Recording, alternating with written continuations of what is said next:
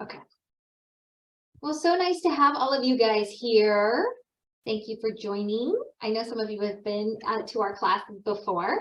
So today we're going to be doing a comparison of a triplex and a single family and give you a little bit of an update on what's happening in the mortgage market, in banking, and all of that that we're all trying to decipher and figure out where the Fed is headed. So we'll talk about what is the best investment in LA for $1 million right now. So Shannon, do you want to flip to the next slide? Yeah, sure.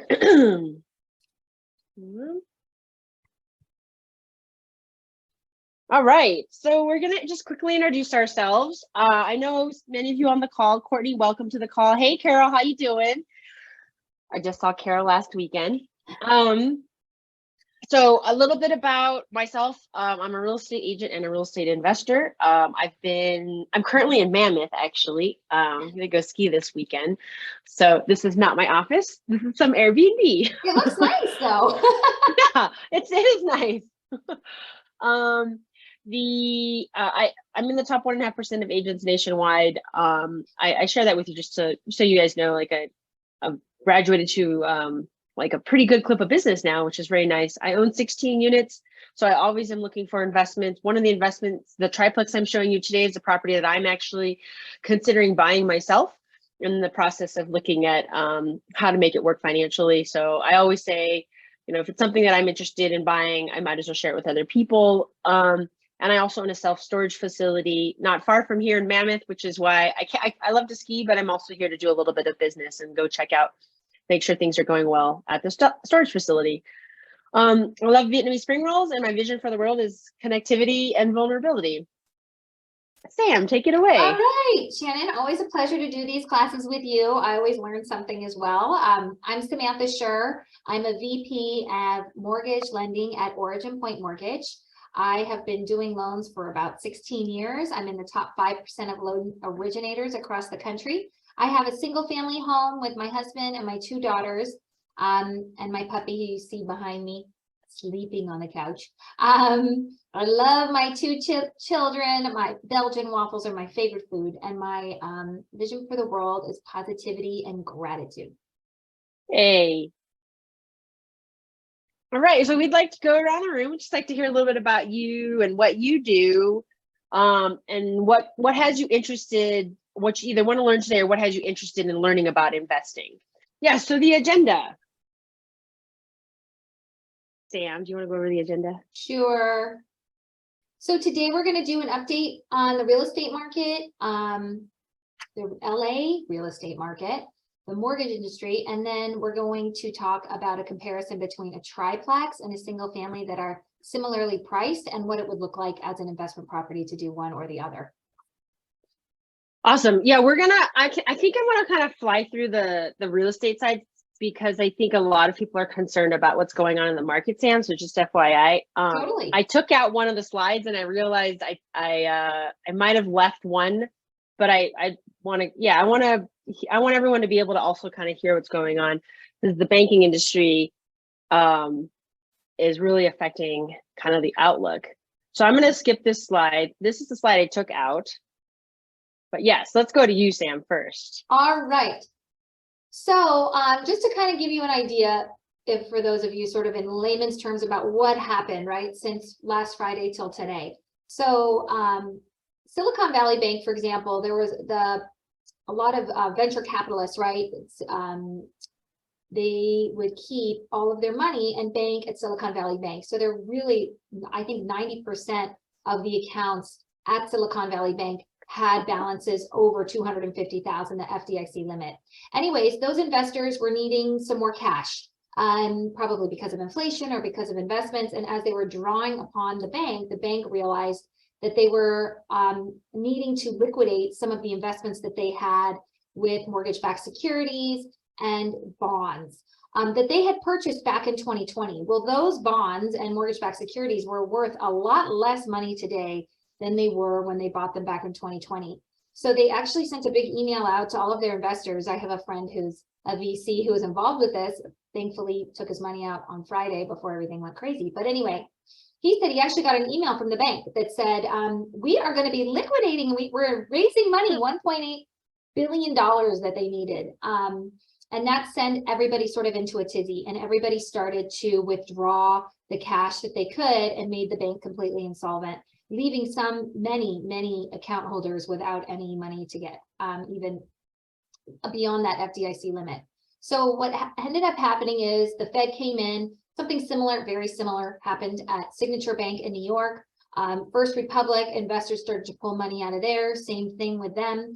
And Credit Suisse yesterday mentioned the same thing, but the Bank Swiss, I think, came in and saved them.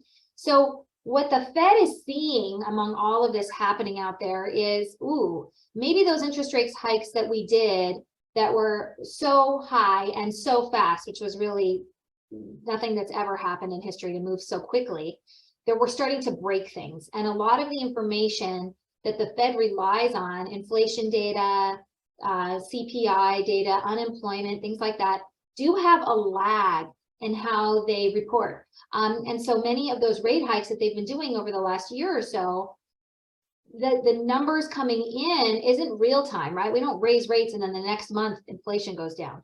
It takes time. A lot of that inflation too, the inflation numbers are based on housing and rents, right? And we had a peak in rent prices last January 2022. And so that peak, we're just finally coming off of that peak because a year later, those leases are up and now inflation's starting to come down. So it's very interesting to see how the Fed's making their decisions. Now, they have a meeting coming up next week, a week from yesterday. On Wednesday of next week, they are going to announce whether they are going to raise interest rates again, like they had said they were going to do last Thursday. Before all this news came out, last Thursday, the Fed said they're going to be raising the next rate hike by 0.5%. Now, the Fed futures, all the economists that guesstimate what the Fed's going to do are saying that maybe they expect the Fed to do nothing, actually not raise interest rates at all. And may actually start decreasing rates. I'm not sure, Shannon, if you heard this on Bigger Pockets this week, but there was a Fed spokesperson on Bigger Pockets stating that the interest rates might actually go down in Q4 of this year. Maybe we'll be seeing rates under 5% again. So anyways, we're going to see if the Fed's going to put a brake on these interest rate hikes or perhaps decrease the amount of the hike. So if you could go to the next slide, Shannon. Yep. Today, actually, the ECB, which is Europe's Fed, decided to still raise rates, even though what is going on in the world with the banking crisis, they raised rates by another 0.5%. So it was interesting because yesterday, all of the Fed futures were saying that the Fed next week, our Fed, is not going to raise rates. But then maybe based on what Europe is doing, we don't really know. Maybe they'll still raise it by 0.25, or maybe they'll do nothing, but we will see. The mortgage rates have already baked in, right? We already expected rates to be increasing and the Fed to do that. So the rates are trending a little bit higher. However, overall, over the last week, or maybe this week, Monday to today, interest rates have been trending downward with all of this news. And if the Fed does raise rates 0.25% next week, I don't really see it changing our mortgage rates overall week to week. We're down about 0.25% overall. And maybe when the Fed announces next week that they're not going to do anything, rates might actually come down a little bit more because we already baked in the fact that the rates were going to be going up based on last week's news. So another thing to be watching too is the inverted yield curve. So I'm sure you guys have heard on this on the news, but just to kind of refresh your memory, the 10-year bond versus the 2-year bond, right? So if you were to invest money in a 2-year bond, you would expect the return to be less than a 10-year bond, right? A longer term investment should pay you more back. But if you look at different graphs and things like that over the last probably year to 18 months, the 2-year bond is actually giving off a better return and has a better interest rate than the 10-year. And when it's inverted like that, when the 2-year gives you a better return than the 10, that means that we're coming into a recession. As soon as it flips, right? And so we're getting really close this week. As soon as the 10-year starts to be better than the 2-year, that means we're going to actually be in a recession. So that uninversion would mean that we're finally in that recession. Fed is also waiting on unemployment to really spike. And there's a lot of unemployment news going on, a lot of big layoffs lately. So it's just that lag in data. As soon as that unemployment shows to the Fed that there's this big hike, right, that means we're in a recession. Once we're in a recession, the Fed will start reducing rates. And then as realtors, you guys are going to start seeing a lot more demand. A lot of buyers are going to say, oh, I've heard from the news that rates are low. And so long as they have the money and they feel like their job is going to be okay, right, and all of that, then they'll start buying. But then there's going to be this big shift where we had like a small window where there was maybe a buyer's market for just a little bit. It's all going to shift to a seller's market again, because there's going to be so much more demand with rates going lower, and then all the home prices are going to go up again. So that's my 2 cents on the economy. Shannon, did you want to add in anything? Yeah, so I saw your slides and I was like, oh, I want to go over Sam's slides, because my slides were really just like, what does it look like days on market and things like that. And I actually was more interested. I was like, no, I actually wanted to talk about this. So I do think that if interest rates do come down, because this is all speculation right now, if interest rates do come down overall, we are not in a market where we have enough inventory already to satisfy the number of buyers in the market. So if it comes down, we're only going to encourage more buyers either to stay in the market because they're willing to stay, or if they leave the market because of the uncertainty around what's going on in the financial world, particularly with banks, then they will be replaced by somebody else. So we still have a shortage of inventory. Sellers who are already on the sidelines saying that, well, I'll just wait anyway. They don't even go on market. We don't even get to count them on market because of the news. So keep in mind that a lot of times you hear this and you're like, oh no, what does that mean for real estate? I'm just concerned that we just don't have enough inventory. So inventory is our biggest, in my opinion, the biggest challenge. The other thing is whenever I hear my clients, my buyers say, I want to wait, or I want to see what happens, that's when I want to go buy. When people get national news and it scares them and they say, I want to wait, they don't know how long they're going to wait. They don't know how long, and they don't know when they feel ready to go back in. So like, this is like a very Warren Buffett thing. You know, you buy when everyone's exiting, you enter. When everyone's entering, you exit. So if like some people like to hear kind of like my 2 cents is I want to buy now because people are scared. So if they wait, I won't. And so that I'm showing you a deal that I am currently looking at.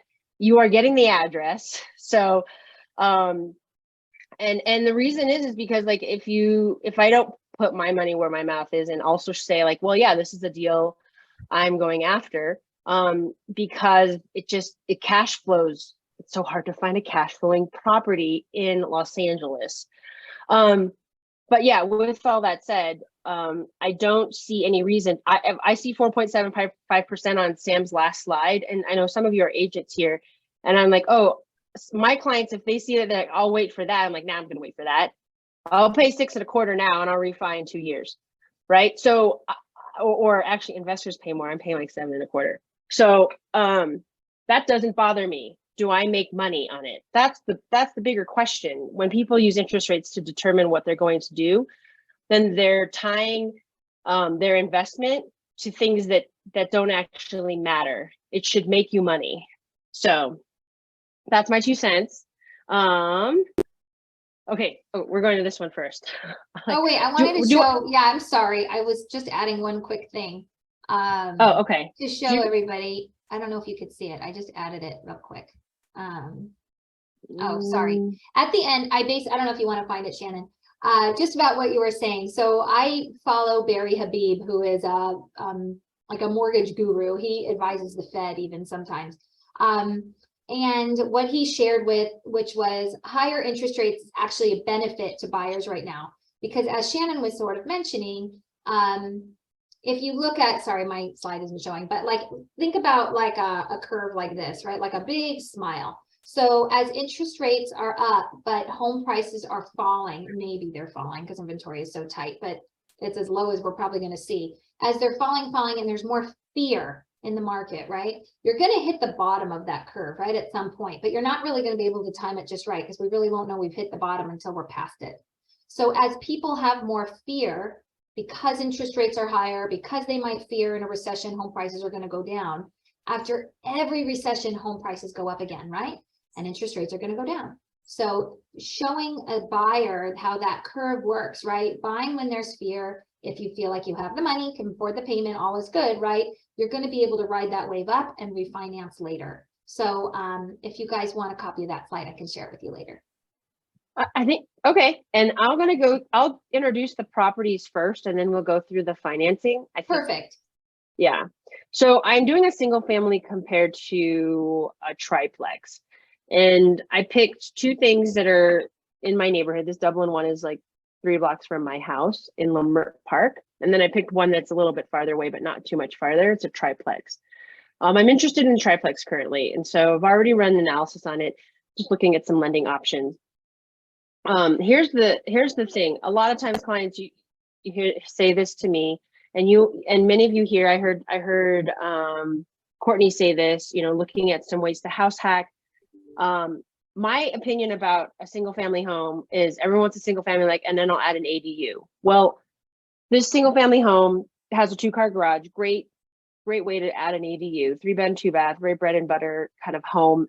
Listed for $985. I think it'll go just a little above $1 million, maybe $1,040,000 at the most. It will. They were smart to list it under $1 million. It's not going to go too much more than maybe 50 or 60,000 above that. And it's like decent inside. And so this ADU play that people keep talking about, I'm not a fan of it actually. And I don't think it's the best way to kind of introduce yourself as an agent introduce yourself as an investor into the market.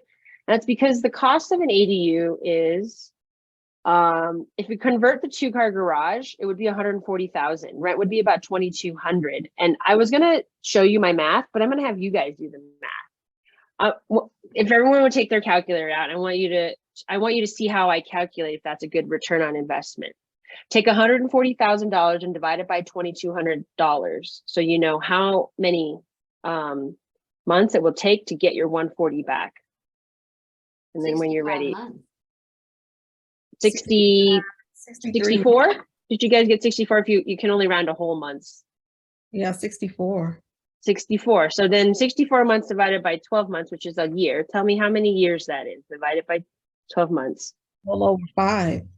Yeah, 5.3 years. So it's going to take you 5.3 years to get cost even on that. That means, so to me, an ADU conversion only makes sense if it's under 5 years, but an ADU conversion under 4 years is a no-brainer to me. And the reason I say that is because at 5 years or more, you're not really making any money on your money. You're paying back the cost of that ADU. And when you do it right away, you have no equity. So you have to have cash you have to have the capital ready for that. So it doesn't really pay for itself until you get over 5.3 years into the deal, and then you're quote cash flowing it, right? And you live in the front house. And then maybe in the meantime, you're like making your $2,200 and you think like, well, that just is off of my mortgage. It's not off of your mortgage technically if you had to put all that capital up front. So that's the fallacy of the ADU. I explain this to every single one of my buyers who say, I want to get a house with an ADU or I'll convert it myself. And I said, do you have $140,000 more on top of your down payment? And a lot of times they say no. And if they say yes, I say, why don't we look at something else that might be a little better? So then I steer people towards multi-units. But multi-units, a lot of times they're occupied. So we're looking for multi-units where there's at least one vacant unit. And then the other, if it's a duplex, the other unit is not occupied. Is occupied, but then maybe we can turn over the tenant over time. This is a good example. It's a 2-1 in the front and then 2 1-bedroom, 1-baths in the rear. Listed for $995. I'm very interested in this one. The rent on the 2-1 is $1,800, but market rent would be $2,700. Cute Spanish style house in the front. The total square footage of the property is 2,630. I just want to point out that this home is 1,636. If you added the ADU, it would add about 300, maybe 350 square feet, which is an average 2-car garage. So you're still under 2,000 square feet. It's much bigger. you get more square footage, and you get more income. And 3 So units, yeah. yeah, and you have these 2 units are vacant, right? So and then, so here's some bonuses that you don't see here, that is possible for this one. So this is one of the kitchens inside of one of the vacant 1-bedrooms. Rent for the 1-bedroom is $1,800. Sorry, $2,200 for one of the 1-bedrooms, and then $1,800 for the 2-bedroom in front. That's $4,000 in income if you were to live in one of the units. There is an unpermitted studio that was built. It's about $1,300 per month for that unpermitted studio. So that's adding additional income. It has 3 carports for storage. I would charge for storage. I've charged $100 a month for storage. Renting just the units alone, not including the carport storage, would be $7,100 for all of the units if I didn't live in it, and I'm not planning to live in it. So to me, this cash flows, because Sam's going to go over the numbers. She's going to show you with 20% down what it would make. And so that's why I'm interested in this property. I would probably, instead of spending $140,000 converting anything into any like ADU or otherwise, I would just permit the studio. So if that meant, I had to pay the tenants, I have money to pay the tenants. If it means that I have to rip up the bathroom and the kitchen because it was done poorly, for example, like the toilet is next to the shower, and can't do that if it's too close, right? If it has to all be ripped up, it's small, right? And it's already existing, and the lines are already there for plumbing, and like that garage, that 2-car garage conversion has no plumbing. It has a little bit of electrical, but you probably have to put something a little bit better. But this just gives you an example of there are deals to be found in Los Angeles. I just think that and then the home itself, this triplex itself, probably needs a little bit of work. It has been updated, but it's not completely updated throughout. This would be great for owner occupied. It would also be great for an investment. So now I'm going to let Sam go through the numbers so you can kind of see what the cost is to actually get the loan. So Sam, I'll go back to this first slide. I think we put it out of order. Is this where we start? Thank you. Yeah. Sorry Yes. about that. Okay. So you have the options to do FHA when you're doing units, but it doesn't usually pencil out on FHA. That means you're putting 3.5% down, you're owner occupying the house. On 3 and 4 units, it doesn't always pencil out because 75% of the rental income has to cover the entire mortgage. And so maybe in the one you just showed, Shannon, that would work. But typically when that pencils out in LA, it means that you really got to put 25% down. And then at what point, why are you doing FHA anyway? You could just do conventional. But anyways, the best interest rates are going to be when you do 25% down. We do have a new first-time home buyer program. I'm confirming, but when I was pricing it, it allowed me to price it. So I'm hoping it's okay. Which means that you would be able to put very little down, like 5% down on units, and get a very low interest rate, about 5.9%. And you would be able to do that so long as your income did not exceed the county's limit, which in LA County is $117,000. But on this place, I don't know if $117,000, I don't think so, would be able to help support a payment with that low down. But anyway, you can still take advantage of the lower interest rate. On an investment property, it's always best to put 25% down. You'll get the best interest rates that way and see the cash flow. All right. And you also said, Shannon, on the triplex, sorry. Even though it was listed for like 970 or something, you thought that, or at least what I had found out, 995 it was listed it would go for maybe $1,050,000, right? I think it will go just a little above that. Yeah. Yeah. Okay, so that's why I did it at $1,050,000 numbers. Yes, and also the same with the single family house. I think it would go just a smidge above that too. Yeah. Okay. Yeah. Next slide, Sam. Next slide, please. Okay, so on the triplex, if you do 20% down and use that first-time home buyer interest rate, your payment's about $63.83 a month with taxes and insurance, and that would be able to easily cash flow, right? Oh no, the $7,100 was if you rented out the third unit, right? Correct. So we would just subtract 7,100. I mean, there's the illegal 1 unit, the Right. studio. So But I mean, it's a pretty 7,100. good deal because the mortgage was almost your whole mortgage would get paid for. As an investment property, the payment's a little bit lower there at just about 6,000 a month, and that's because you're putting a little bit more down. I have it priced out as a 30% down, just to show you sort of the difference in how it would easily cash flow as an investment. Even though the rate is a little bit higher on an investment property than an owner occupied, it still definitely would pencil out for you, Shannon. Going to a single family. The 20% owner occupied option. As a first time home buyer. Mhm. Yeah.